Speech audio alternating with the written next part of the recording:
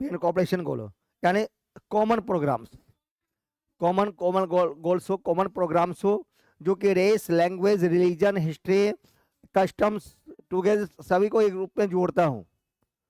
Very good, बहुत अच्छा। तो हम लोग पढ़े थे यानी foundation of Indian nationalism was laid in the 19th centuries, right. यानी 19वीं सदी से हमारे भारत में क्या हुआ, राष्ट्रवाद का उदय का प्रारंभ होता है, और जिसमें सभी लोगों ने भाग लिया, चाहे वो पेजेंट्स हो, चाहे मिडिल क्लासेज हो, इंटेलेक्चुअल्स हो, वर्किंग क्लासेज हो, एक्सेट्रा एक्सेट्रा, सभी लोगों ने भाग लिया है, ठीक है। और मैंने बताया था कि राष्ट्रवाद नेशनलिज्म जो है कि इसके रिस्पॉन्सिबल फैक्टर्स कौन कौन से थे। इकोनॉमिक एक्सप्लॉयटेशन मैंने बताया था, क्या क्या हम लोग पढ़े थे, तो एक बार रिवीजन कर लें क्या क्या पढ़े थे, ठीक है। इकोनॉमिक एक्सप्लॉयटेशन, ठीक है, इकोनॉमिक एक्सप्लॉयटेशन, और बिना देखे ही बताइए सभी लोग, इकोनॉमिक एक्सप्लॉयटेशन और क्या क्या बताए, सोशल एंड रिलीजियस, ठीक है, social and religious movement. Next बताओ, बिना देखे फटाफट बताते चलिए। Growth of western, very good. Development of press, modern press, art and literatures, transport and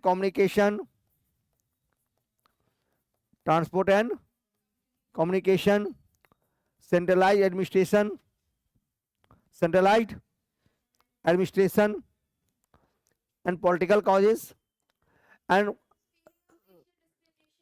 right, and others immediate regions where मैं बताया था, बताइए इमीडिएट रीजन क्या क्या था। Arms acts 1878, vernacular press act 1878, Ilbert bill विवाद 1884, राइट, हम लोग पढ़ चुके थे। Okay,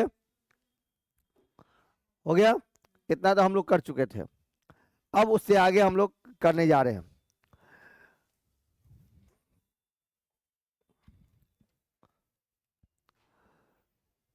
foundation of Indian National Congress, okay, उससे हम लोग पढ़े Indian national movement, Indian national movements, they are 3 phases. इसको हम लोग 3 फेजेस में बांट करके पढ़ेंगे इंडियन नेशनल मूवमेंट्स को, right. First phase of Indian national movement, first phase of the Indian national movement, moderate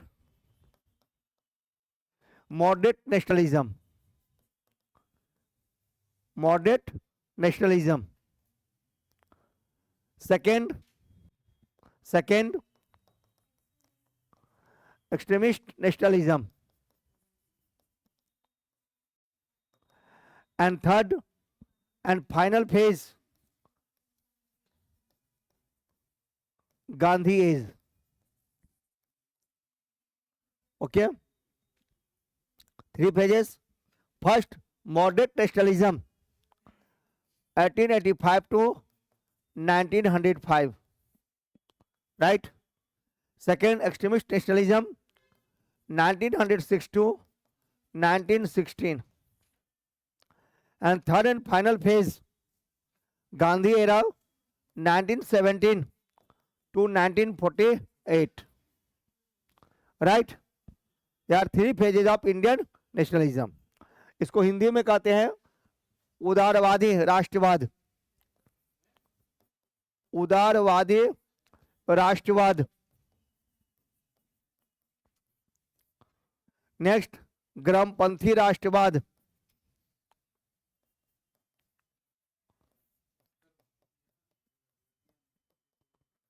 and third Gandhi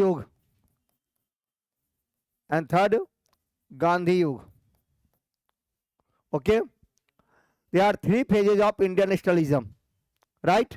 First, moderate nationalism, extremist nationalism, and Gandhi era. First phase 1885 to 1905, second phase 1906 to 16, and third and final phase was 1970 to 1948.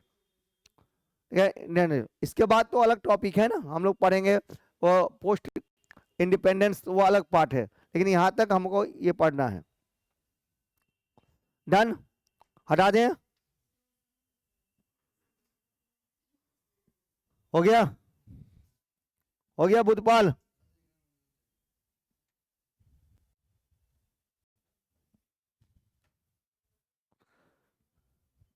फटाफट। अब हम लोग पढ़ेंगे before establishment of Congress, foundation of Congress. Congress से पहले, foundation of Congress से पहले जो भारत में पॉलिटिकल पार्टी बना उसके बारे में थोड़ा पढ़ेंगे, ठीक है। और एकाएक कांग्रेस का फॉर्मेशन नहीं हुआ है, कांग्रेस के फॉर्मेशन के पीछे बहुत सारे फैक्टर्स काम कर रहा था। पहले उसको थोड़ा सा जानने का प्रयास करेंगे कि वो कौन कौन सा फैक्टर्स था जो कांग्रेस को बनाने में हेल्प किया है।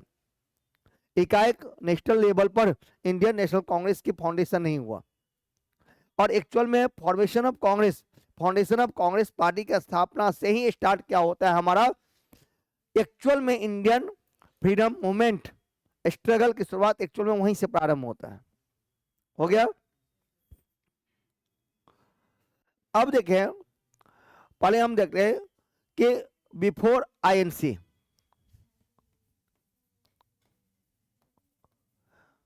बिफोर इंडियन नेशनल कांग्रेस,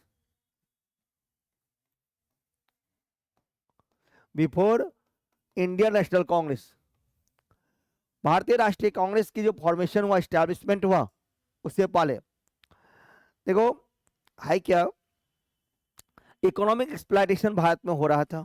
हम लोग पढ़े कि किस प्रकार से ब्रिटिशर्स ने भारत में अपने शासन को एस्टैब्लिशमेंट दिया, और एस्टैब्लिशमेंट जो दिया हुआ उसके पीछे बहुत सारे एक्सप्लॉयटेशन था। इकोनॉमिक एक्सप्लॉयटेशन किया सबसे पहले तो वही किया, और किस प्रकार से उन्हें प्रिंसली स्टेट, भारतीय रियासतों को किसी न किसी बहाने ड्रामा करके, नौटंकी जिसको हम लोग कहते हैं, उसको अपने राज्य में मर्ज किया, अपने राज्य में मिलाया, ठीक है, अपने राज्य में मिलाया। जैसे हम लोग पढ़े डिक्टेटोरियल ऑफ लेफ्ट, हड़प्पनी थी, पढ़े थे, डिक्टेटोरियल ऑफ लेफ्ट को पढ़े थे। उसके बाद हम लोग सब्सिडी अलायंस को पढ़े थे, कैसे प्रिंसली राज्य को मिलाया गया। और जिसके बाद हम लोग पढ़े थे कि क्या होता है the great revolt, the great revolt of 1857। Mass level पर सबसे बड़ा मूवमेंट यानी रिवोल्ट यही था भारत में, और यहीं से मैंने बताया था कि भारतीय में अवेयरनेस होना स्टार्ट हुआ, वो जागरूक होना प्रारंभ कर दिए कि क्या सही में हमारा एक्सप्लॉयटेशन हो रहा है। इसमें बहुत सारे लोगों का योगदान था। हालांकि भारत में जब हम पॉलिटिकल पार्टी के एस्टैब्लिशमेंट की बात करते हैं तो इंडिया का फर्स्ट पॉलिटिकल पार्टी तो 1837 में ही बन चुका था। रिवोल्ट ऑफ 1857 के होने से पहले ही लोग अवेयर होने लगे थे, और वह पार्टी था लैंड होल्डर सोसाइटी। और द्वारकानाथ टैगोर ने जिसकी स्थापना कलकत्ता में 1837 में कर चुके थे, राइट। तो हालांकि वो तो लैंड होल्डर सोसाइटी, नाम ही है लैंड होल्डर्स। तो लैंड होल्डर्स का मतलब क्या हो गया, लैंड होल्डर